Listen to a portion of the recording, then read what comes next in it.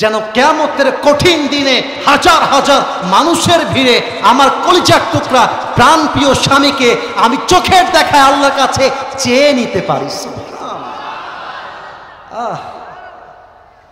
আব্দুল্লাহ বিন রাওয়াহা বলছে, বউ তুমি তো আমার মনটা খুশি করে দিয়েছো, তবে মাথায় রেখো আমি যে আল্লাহর জন্য জিহাদ করতে যাচ্ছি, আমি যে আল্লাহর জন্য আমার বুকের তাজা রক্ত দিয়ে শহীদ হওয়ার জন্য যাচ্ছি, সেই আল্লাহ আমাকে তোমাকে কিয়ামতের দিন স্বামী স্ত্রী হিসেবে পরিচয় করে দিবে। আল্লাহু আকবার। বউ তুমি থাকো, আমি গেলাম, আলবিদা, আসসালাম, সালাম দিয়ে বের হয়ে গিয়েছে। যুদ্ধ শুরু হয়ে গিয়েছে। যায়েদ বিন সাবিত কাফেরদের সঙ্গে যুদ্ধ করতে গিয়ে একটা আঘাত খেয়ে জায়গায় শহীদ হয়ে গিয়েছে। এবার তরবারি আসছে জাফর বিন আবি তালেবের হাতে। এবার আমার দুই হাত দেখেন, তুলতে হবে না, কাউকে হাত তুলতে হবে না, আমার দুই হাত। জয়পুরহাটের ভাইরা দেখা যায় নাকি যায় না? আমার আওয়াজটা একটু কম লাগলো মনে হয়, দেখা যায় নাকি যায় না? আপনাদের ওয়াজ শুনতে যেই পরিমাণ কষ্ট হচ্ছে তার চাইতে কোটি গুণ কষ্ট হচ্ছে আসিফ হুজুরের।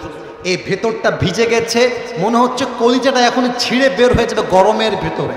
কথা বলছি যেহেতু আমি, কিন্তু আমার কথা হচ্ছে একটা, যতই আমার কষ্ট হোক, আমার ভাইয়ারা আমার থেকে কোরআন থেকে ওয়াজ শুনতে চায়, হাদিস থেকে ওয়াজ শুনতে চায়, আমি আমার ওয়াজ করে যাব, বাদ বাকি আমাকে সাহায্য করবে এক সত্তা। তিনি কে বলেন না সবাই, তিনি কে?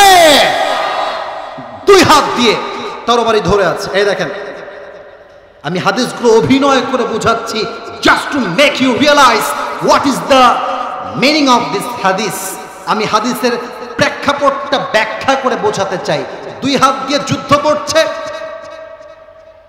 হঠাৎ করে কবজিতে একটা আঘাত লেগেছে, সঙ্গে সঙ্গে তরবারিটা জমিনে পড়ে গিয়েছে। এবার দেখেন, তরবারি যখন পড়ে গিয়েছে, জাফর বিন আবি তালেব ডান হাত দিয়ে এমন করে তরবারি তুলতে যাবে, ডান দিক থেকে একজন সাহাবী একটা আঘাত দিয়েছে, এমন একটা আঘাত দিয়েছে, একটা কোপে ডান হাতটা কেটে নিচে পড়ে গিয়েছে। তবুও থেমে যায় নাই। এবার বাম হাত দিয়ে তুলতে গিয়েছে, বাম হাতে কোপ দিয়েছে। দুই হাত কেটে মাটিতে পড়ে ফিলকি দিয়ে গল গল করে রক্ত বের হওয়া শুরু হয়ে গিয়েছে। এবার জাফর বিন আবি তালেব এখানেও কাটা, এখানেও কাটা, এতটুকু দিয়ে ইসলামের পতাকা, ইসলামের ঝান্ডা শক্ত করে ধরে রেখেছে। আর ডাক দিয়ে বলতে, সাহাবা একরাম সাক্ষী থেকো, আমার দেহের এক ফোঁটা রক্ত থাকা অবস্থায় ইসলামের পতাকাকে আমি জড়িয়ে ধরেছি, একটা মুহূর্তের জন্য ইসলামের পতাকা আমি মাটিতে পড়তে দেই না। আল্লাহু আকবার। আমার মনে হচ্ছে আমি শহীদ হয়ে যাব, কারণ এই মুহূর্তে আমি দুনিয়ার থেকে জান্নাতের সুঘ্রাণ পেতে শুরু করে দিয়েছি। সুবহানাল্লাহ, মন থেকে হয় নাই, পড়েন না সুবহানাল্লাহ, আরেকবার পড়েন না সুবহানাল্লাহ। ওইদিকে বাকি আছে আব্দুল্লাহ বিন রাওয়াহা, দৌড় দিয়ে আসছে। আরে ইসলামের পতাকাকে উড্ডীন করতে হয় বিজয়ের বেশে, কোথায় ইসলামের পতাকা? দূর থেকে যখন যাচ্ছে তো দেখছে, দূর থেকে দেখা যায় ইসলামের পতাকা বিজয়ের বেশে এমনি উড়ে আছে, আর পক পক করে কালেমা উঠতেছে। আল্লাহু আকবার। আব্দুল্লাহ বিন রাওয়াহা ভাবতেছে, আরে কেমন করে সম্ভব? এই পতাকা উড্ডীন করলো কে? দৌড়ে কাছে গিয়েছে। এবার উদাহরণ দেওয়া লাগবে একদম হাতে কলমে। এটা কি? বোতলের পানি। বলেন সবাই, এটা কিসের পানি? এটা আমার হাতে টিস্যুর একটা বক্স। বলেন সবাই, কিসের বক্স? আমি এই দুইটা দিয়ে এক্সাম্পল দিব, উদাহরণ দিব। আব্দুল্লাহ বিন রাওয়াহা এসে দেখছে জাফর বিন আবি তালেবের এটা হচ্ছে পা, পাটা কেটে একদিকে পড়ে আছে। এটা হচ্ছে বুকের অংশ, কেটে একদিকে পড়ে আছে, হাত আর একদিকে পড়ে আছে। আর এই মাথাটা কেটে আর একদিকে পড়ে আছে।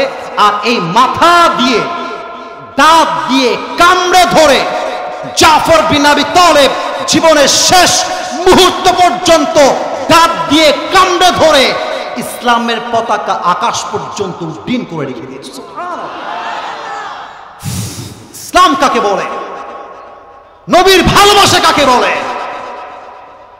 এবার জাফর বিন আবি তালেবের পুরো দেহটা তিনি এক করেছেন আর কপালে চুমু খাচ্ছেন।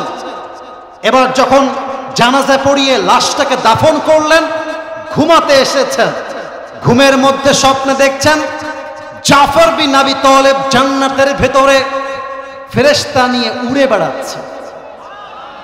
না সুবহানাল্লাহ, আমি শুনতে পাইনি, বলো সবাই সুবহানাল্লাহ।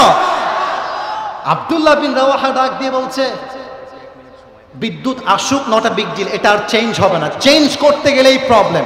আমার মুরব্বীরা, যুবক ভাইরা বসে আছে এমন ভাবে, এটাই প্রমাণ করে জয়পুরহাটের মাটি এটা ইসলামের ঘাঁটি। আমার প্রিয় ভাইরা, এত প্রচন্ড গরম, 1 ঘন্টা 5 মিনিট ওয়াচ করতেছি, কোন যুবক ডান বাম নাই, মুরব্বীরা বাম ডান নাই। এটাই প্রমাণ করে আগামীর বাংলাদেশ হবে ইসলামের বাংলাদেশ, কোরআনের বাংলাদেশ, ঠিক কিনা বলো? এবার বলছে জাফর বিন আবি তালেব, তুমি জান্নাতি হয়ে গিয়েছো? বলছে ইয়েস, আমি এখন জান্নাতি হয়ে গিয়েছি। এবার আব্দুল্লাহ বিন রাওয়াহা বলছে, আচ্ছা একটা প্রশ্ন করতে চাই, উত্তর কি দেওয়া যাবে? তো বলছে বলো কি প্রশ্ন? বলছে আচ্ছা জাফর, তুমি যখন শহীদ হয়ে, আমার কথা কি বোঝা যায় নাকি? হুদাই বলতেছে, একটু বলেন না, আমি বললে খুশি হব। বোঝা যায় নাকি যায় না? এই জাফর, তুমি জান্নাতে যাওয়ার পরে আল্লাহর কাছে কি চেয়েছো আমাকে একটু বলো তো। জাফর বিন আবি তালেব ডাক দিয়ে বলতে, শোনো বন্ধু আমার, আল্লাহ ডাক দিয়ে বলছে, ও জাফর, আমি আল্লাহ তোমার উপর রাজি হয়ে গিয়েছি, তুমি আমার কাছে কি চাও চাইতে থাকো, তুমি চাইতে দেরি, আমার দিতে দেরি হবে না। সুবহানাল্লাহ বলে। এবার জাফর বিন আবি তালেব কি চেয়েছে এইটা আপনাকে জানতে হবে। ডাক দিয়ে বলছে, আল্লাহ তোমার কাছে আমার চাওয়ার মতো পাওয়ার মতো কিছুই নাই, আমি জাস্ট একটা জিনিস চাই, তুমি আমাকে আবার জীবন দাও, ওই জীবন নিয়ে আমি দুনিয়ায় যাব, আল্লাহ রসুলের ভালোবাসায় আবার বুকের তাজা রক্ত দিয়ে শহীদ হয়ে যাব, আবার তোমার কাছে ফিরে আসবো। এই শহীদি তামান্না ছাড়া আমার হৃদয়ে চাওয়ার মতো আর কিছুই বাকি নেই। আল্লাহু আকবার। এবার 2 হাত তোলেন সবাই, 2 হাত তোলেন সবাই, কেউ যেন বাদ না যায়, দাঁড়িয়ে থাকা ভাইয়েরাও যেন বাদ না যায়। সবাই একটু জোরে সোরে 2 হাত তোলেন প্রিয় ভাইয়েরা আমার, একটু কাশি দেন, বলেন সবাই হুজুর। আওয়াজটা আসে না, একটু জোরে বলতে হবে হুজুর। আমরা জয়পুরহাটের সন্তান, আপনাকে ওয়াদা দিলাম, দোয়া, আওয়াজ আসে নাই, জোরে, দোয়া না করে আমরা কেউ বাসায় যাব না। এই যে হাত দেখতে চাই, যাব না, বলেন সবাই ইনশাআল্লাহ। হাদিসে আসছে লা ঈমান আলা লিমান লা আমান আলা, যার কথা ঠিক নাই তার ঈমানের ঠিক নাই, ঠিক কিনা বলে? আমার প্রিয় ভাইরা, আমার নিয়মে দেওয়া আছে, আমার প্রিয় ভাই আমার ডেট নিয়েছেন, পেছনেই বসে আছেন আমার ভাই, তোর বউ হবে না, তোর বউ পাবি না, তোর বউ পাবি না রে, ওরে সোনামণি, টান টান টান টান করে লাফ দিয়ে পালাই গেছে, মনে হচ্ছে আমি দেখতে পাবো না। আরে ওটা আমার চশমা আছে তো, কেউ যদি উঠে যায় লুঙ্গি টান দিয়ে ধরে বসায় দেওয়া লাগবে, ঠিক কিনা বলে? পুরো বছরে একটা দিন ওয়াজ মাহফিল হয়, যদি মন মতো ওয়াজ করতেই না পারি, যদি ভালো কথা বলতেই না পারি, তাহলে মাহফিল দিয়ে তো লাভ হবে না যুবক ভাইরা, ঠিক কিনা বলে? আমার টাইম হচ্ছে 1 ঘন্টা, পুরো বাংলাদেশে আমি 1 ঘন্টা ওয়াজ করি, তবে সব জায়গায় গিয়ে তো নিয়ম দিয়ে, কানুন দিয়ে, আইন দিয়ে হয় না, মাঝে মাঝে তো ভালোবাসা দিয়েও হিসাব করতে হয়, ঠিক কিনা বলে? যদিও বা 1 ঘন্টা 12 মিনিট চলে, আমি কি আর 5 মিনিট কথা বলার অনুমতি পাবো নাকি পাবো না? আচ্ছা আমি জিজ্ঞেস করছি, উত্তর দিবেন, ওয়াজ কি চলবে না দোয়া হবে? চলবে না দোয়া হবে? নারে তাকবীর, নারে তাকবীর। এই প্রথম পয়েন্টে একটা শেষ বাক্য বলতে চাই। আপনারা সবাই আল্লামা দেলোয়ার হোসেন সাঈদী হুজুরের নাম শুনেছেন নাকি শোনেন নাই? জোরে বলবেন, শুনেছেন নাকি শোনেন নাই? আমাদের যুবকদের শুধুমাত্র কলিজার টুকরা নয়, আমার যে মুরব্বীগুলো বসে আছে, এই মুরব্বীগুলো ফ্রি টাইম একমাত্র সবচাইতে বেশি আল্লামা সাঈদীর ওয়াজ তারা শোনে, ঠিক কিনা বলেন? আল্লামা সাঈদীর ভেতর নবীর ভালোবাসা কত বেশি ছিল, জাস্ট একটা উদাহরণ দিতে চাই। আল্লামা সাঈদীকে সংসদে বলা হয়েছিল রাজাকার, আর উনি আল্লাহর নামে শপথ করে বলেছিলেন, আমাকে রাজাকার বলে কেউ যদি তা প্রমাণ করতে না পারে তবে সে পিতৃ পরিচয়হীন জারজ সন্তান, অবৈধ সন্তান। ঠিক কিনা বলে? নবীর ভালোবাসা কত প্রবল ছিল। 12টা বছর জেলখানায় ধুকে ধুকে মরেছে। তবে একটা কথা জয়পুরহাটের মানুষকে রাজ সাক্ষী হিসেবে বলতে চাই, আল্লামা সাঈদীর মৃত্যু কোনো স্বাভাবিক মৃত্যু ছিল না। তাকে ইনজেকশন পুশ করে তথাকথিত জালেম স্বৈরাচার সরকার হত্যার রূপ ধারণ করেছিল। ঠিক কিনা বলেন? আজ এই দেশ স্বাধীন হয়েছে, তাওহীদ জনতার আবদার রয়েছে, দাবি রয়েছে, যত বিচার হবে তার মধ্যে প্রথম বিচার হবে সাঈদীর হত্যা যারা করেছে তাদেরকে বাইতুল মুকাররমের সামনে ফাঁসির কাস্টে ঝুলিয়ে হত্যার রায় পাশ করতে হবে।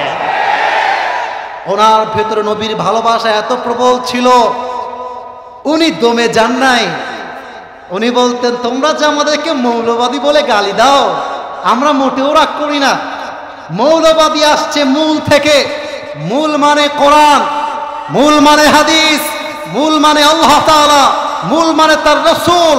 আমরা হলাম মূলবাদী, তোমরা সবাই আগাবাদী। এবার বুঝে থাকলে উত্তর দিবেন, নয় চুপচাপ বসে থাকবেন। বলেন তো, গাছের আগায় শক্তি বেশি না গোড়ায়? আস্তে না জোরে, আগায় না গোড়ায়? উনি বলতেন, তোমরা থাকো গাছের আগায়, আমরা থাকি গাছের গোড়ায়। বাড়াবাড়ি বেশি করতে যেও না, বেশি বাড়াবাড়ি করলে 16 কোটি মানুষ মিলে গাছের গোড়ায় একটা ঝাঁকুনি মারবে, মামু বাড়ি দিল্লি গিয়ে পড়বা, দিল্লি গিয়েই তো তারা পড়েছে।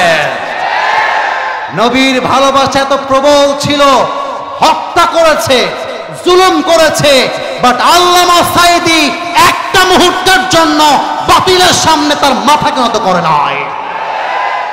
এই জন্য নবীর ভালোবাসার দরকার আছে না নাই? আরো 2টা পয়েন্ট ছিল, জাস্ট অল্প কথায় শেষ করে।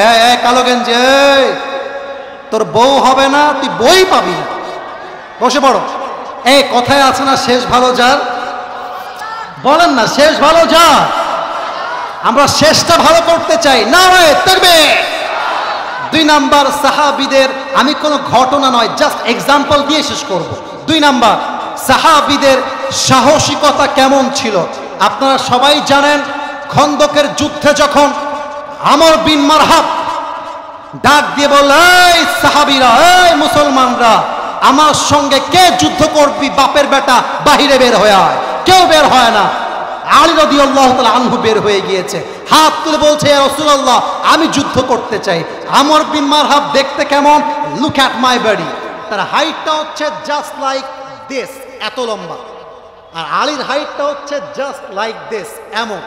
অর্থাৎ আলী দেখতে চাইলে মাথা উঁচু করতে হবে, আর আমর বিন মারহাব তাকে দেখতে চাইলে মাথা নিচু করতে হবে। এবার আলী তার সামনে এসে সিনা টান করে দাঁড়িয়ে গিয়েছে, এই বেটা, তোকে আমি মারবো।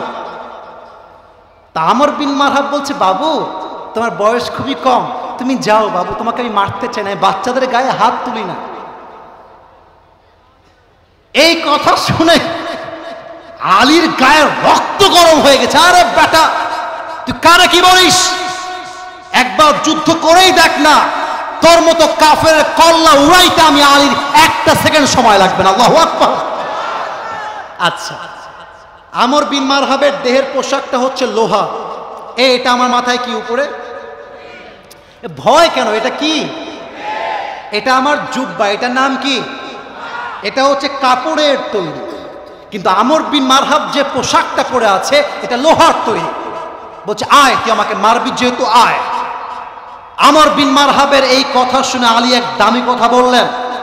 আলী বললেন, শোনো, আমরা ইসলাম ধর্মের অনুসারী, আমরা আগ বাড়িয়ে কাউকে মারতে চাই না, কিন্তু কেউ যদি আগ বাড়িয়ে মারতে আসে তাকে চুল পরিমাণ ছাড় দিয়ে আমরা কথা বলি না। একটা কথা মনে পড়ে গেল, বলা যাবে না? না, রাগ করবেন মনে হয়, বলা যাবে নাকি যাবে না? আচ্ছা বলেন তো, 5 আগস্টের কয়েকদিন আগে শহীদ আবু সাইদ যখন রাস্তায় নেমেছিল, কেউ ভয় পাবেন না, কোনো ভয় নেই, কথা বলবেন বাঘের বাচ্চার মতো, বাতলে মস্তক কেঁপে উঠবে ভয়ের মধ্যে, ঠিক কিনা বলেন? শহীদ আবু সাইদ কি কাউকে গুলি করেছিল? কথা আসতে কেন, জোরে বলার করেছিল? কাউকে ছুরি দিয়ে আঘাত করেছিল? আপনার তার বুকে গুলি মারলেন কেন? কেন মারলেন? কেন মারলেন আপনারা? আমরা তো কাউকে ক্ষমতার থেকে নামাতে চাই নাই, আমরা তো গদিকে শেষ করতে চাই নাই। আমরা ছাত্ররা জাস্ট বলেছিলাম কোটার সংস্কার চাই। কিন্তু শহীদ আবু সাইদের বুকে যখন গুলি লেগেছে, ওর বুকে লাগে নাই, বাংলার ধামাল যুবকদের কলিজায় গিয়ে আঘাত করেছিল। এটা আমরা কাউরে আগ বাড়াই মারতে যাই না, আর কেউ মারতে আসলে আমরা কাউকে ছাড় দিয়ে কথা বলি না, ঠিক কিনা বলেন? বলছে আরে বেটা তুই আমাকে আগে মারে দিকা। আমর বিন মারহাব পিছু হতে গিয়েছে, দুই পা একসঙ্গে করে দুই হাত দিয়ে শক্ত করে তরবারিটা ধরে একটা লাফ দিয়েছে। আলী ডান কাঁধে একটা আঘাত করেছে, আর আলী রাদিয়াল্লাহু তাআলা আনহু নারায়ে তাকবীর আল্লাহু আকবার বলে ঢাল দিয়ে এমন জোরে ডিফেন্স করেছেন, তরবারির আঘাতটা আলীর জামা পর্যন্ত স্পর্শ করতে পারে নাই। আল্লাহু আকবার। আলী বলছে এই বেটা এবার তোর পালা। আলীর বয়স হচ্ছে 23, আমর বিন মারহাবের বয়স হচ্ছে 35, প্রায় 12 থেকে 13 বছরের ফাঁক। এবার আলী কি করেছে দেখেন, জুলফিকার তথা তরবারি নিয়েছে। এই তরবারিটা এখান থেকে মাথা পর্যন্ত নয়, look at my two hands, আমার দুই হাত দেখবেন। এই তরবারিটা এখান থেকে নিয়ে একদম পিঠের পেছন পর্যন্ত নিয়েছে। দেখা যায় নাকি যায় না? হাসবুনাল্লাহু ওয়া নি'মাল ওয়াকিল, নি'মাল মাওলা ওয়া নি'মান নাসির। আমার জন্যই আল্লাহ এনাফ, তিনি আমার সেরা অভিভাবক। এই হাসবুনাল্লাহ বলে একটা কোপ দিয়েছে, আমর বিন মারহাবের ঢাল ভেঙ্গে, লোহার পোশাক ভেঙ্গে পুরো দেহটা বিচ্ছিন্ন হয়ে দুই দিকে ছিটকে পড়ে গিয়েছে। এবার আলী এসে আমর বিন মারহাবের বুকে এমনে বুকের পা দিয়ে বুকটাকে ঠেসে ধরছে, বুকের উপরে পা। বলছে এই বেটা কাইফা তুকাতিলুনি, তুই আমারে মারতে চাস?